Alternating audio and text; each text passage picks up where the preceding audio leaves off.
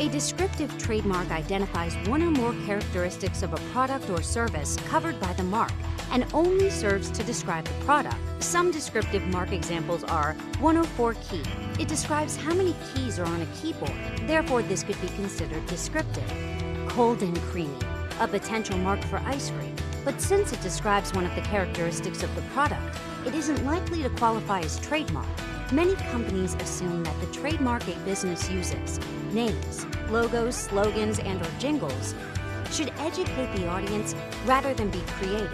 But this could lead to consumers having no idea what you're selling. This is a personal choice that each company needs to make.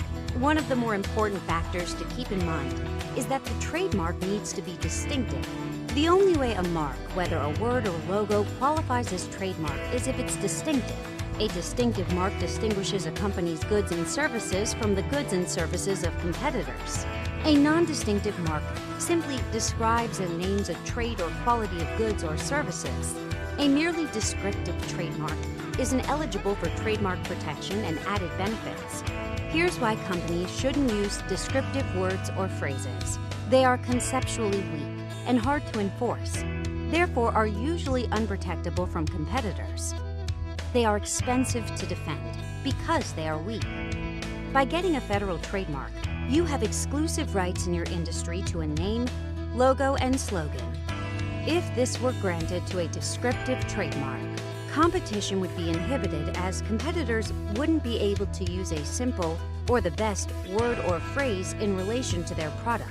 No one could legally use the word anymore, which would result in a silly number of infringements in everyday occurrences.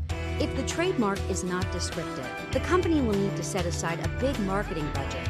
Legal departments view trademarks as helping to identify the first creator of a good or service, so they usually don't want to use descriptive words due to the problems addressed above. A company can't register a descriptive mark on the principal register under the Lanham Act, but can place it on the supplemental register. This status, however, grants the mark much less protection.